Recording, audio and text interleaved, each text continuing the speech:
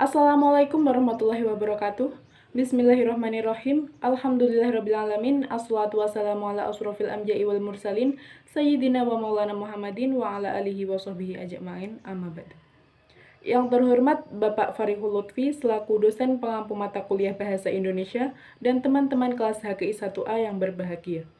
Sebelumnya perkenalkan, nama saya Deswita Merida Putri selaku moderator dari kelompok 10 yang beranggotakan Ariska Wahyu Oktaviana, Fitria Nikmatus, Isra Usurinada, dan Rian Zakaria yang akan membawakan materi tentang karya tulis ilmiah.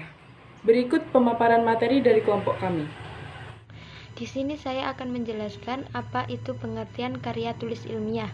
Karya tulis ilmiah merupakan gabungan dari 3 suku kata. Yang pertama adalah karya.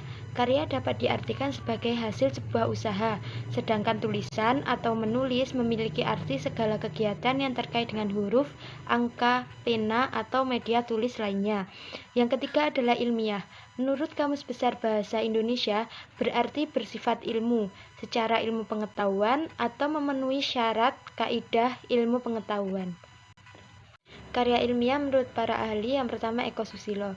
Eko Susilo mendefinisikan bahwa karya tulis ilmiah ini dapat didapat dengan melakukan observasi, evaluasi, penelitian di dalam bidang tertentu yang isinya itu dapat dipertanggungjawabkan kebenaran serta keilmiahannya.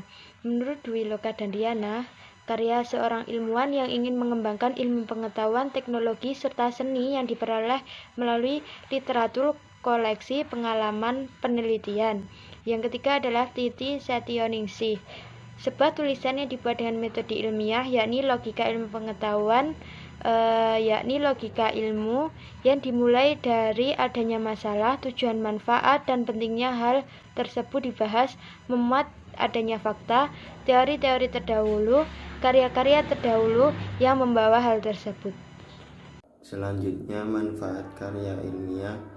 1. Sarana mengembangkan pikiran. 2. Sarana untuk menyampaikan atau mengorganisasi dan mengintegrasikan gagasan. 3. Sarana untuk membantu menemukan gagasan dalam logika atau pemahaman. 4. Sarana untuk membantu mengungkap sebuah sikap terhadap suatu masalah. 5. Sarana berkomunikasi. Ketepatan dalam menjelaskan syarat tulisan ilmiah yang baik. Syarat yang pertama adalah komunikatif, yang berarti tulisan ilmiah harus disampaikan dengan uraian yang mudah dipahami.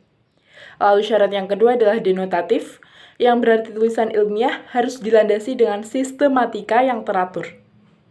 Syarat yang selanjutnya adalah bernalar dan ekonomis, yang berarti karya ilmiah harus diseleksi terdahulu agar tersusun secara padat dan berisi. Selain itu, syarat tulisan ilmiah yang baik juga harus mempunyai landasan teori yang kuat. Harus dilandasi dengan ilmu-ilmu yang relevan serta berdasarkan sumber-sumber terbaru. Syarat selanjutnya adalah harus dapat dipertanggungjawabkan, menggunakan bahasa yang efektif, serta tanpa unsur plagiarisme. Syarat selanjutnya adalah harus logis dan objektif, yang artinya kesesuaian data dan informasi yang disajikan. Lalu yang terakhir adalah andal dan akumulatif, yang berarti informasi maupun data yang disajikan atau sumber-sumber yang digunakan harus terjamin kebenarannya. Ketetapan dalam menulis karya ilmiah berdasarkan pedoman. A. Perumusan masalah. Untuk memulai penulisan artikel, kita harus mendapat suatu permasalahan. Dari permasalahan tersebut, kita dapat menawarkan suatu tema yang lebih spesifik dan bisa dikembangkan. B. Pengembangan hipotesis. Hipotesis perlu dikembangkan agar kita bisa memberikan jawaban sementara terhadap masalah yang diangkat. C. Pengumpulan dan analisis data. Data yang kita ambil bisa data kuantitatif maupun kualitatif, sesuai dengan kebutuhan kita. Bisa juga dengan data primer atau sekunder.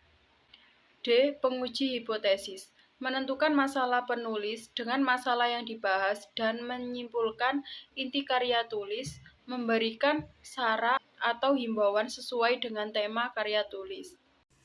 Ketetapan dalam menghindari plagiarisme.